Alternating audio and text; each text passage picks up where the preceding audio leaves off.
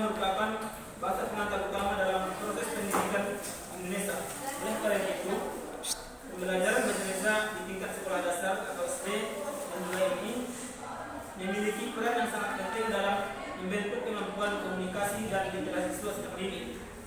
Pembelajaran bahasa Indonesia tidak hanya bertujuan untuk mengembangkan kemampuan berbicara, menulis, menyimak dan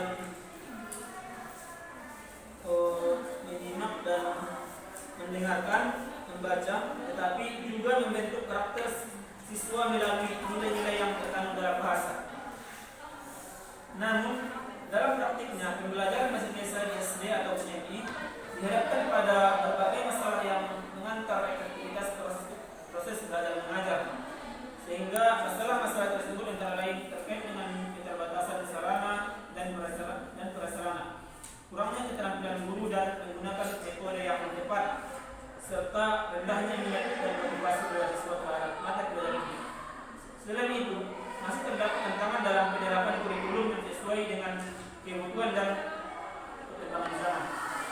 Untuk itu, penting untuk mengidentifikasi dan menganalisis problematika yang terjadi dalam pembelajaran bahasa Indonesia, serta mencari solusi yang relevan dan efektif.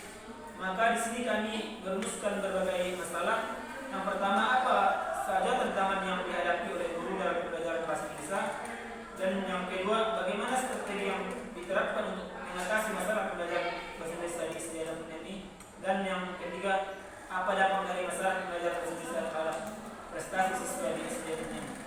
Pada materi pertama, saya silakan kepada saudari Tika. Baik, terima kasih kepada moderator. Di sini saya akan menjelaskan mengenai tantangan yang dihadapi oleh guru dalam pembelajaran bahasa Indonesia di SD atau MI. Nah, sebelum mengkaji permasalahan yang sering muncul terhadap pembelajaran bahasa Indonesia di lingkungan sekolah dasar, maka perlu dikaji beberapa hal umum yang dapat mempengaruhi proses pendidikan bahasa Indonesia dalam lingkungan pendidikan formal. Beberapa hal tersebut dapat dilihat dari segi penggunaannya. Bahasa memiliki wujud yang bervariasi. Misalnya, dari segi pemakaian, proses pendidikan bahasa Indonesia berpengaruh atas asal daerah penutur yang melahirkan dialek geografis. Selain itu juga kelompok sosial yang melahirkan dialek sosial dan sikap berbahasa yang melahirkan lingkungan resmi dan tak resmi atau keseharian.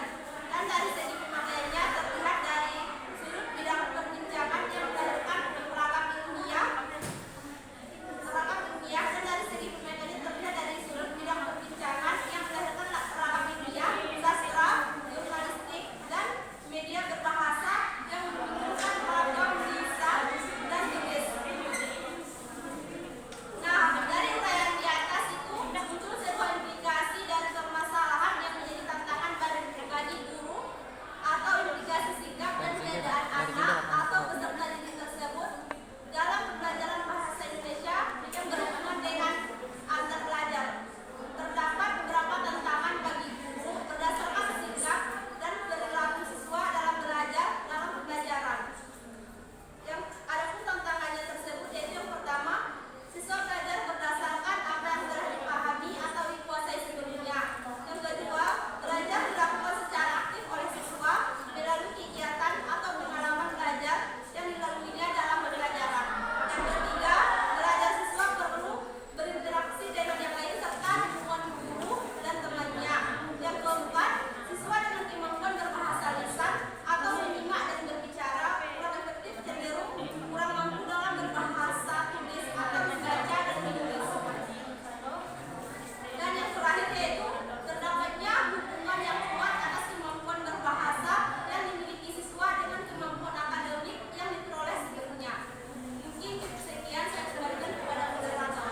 Baik, terima kasih kepada saudari Tika. Selanjutnya, strategi yang akan dijelaskan oleh saudari Rizky. Terima kasih kepada saudara moderator.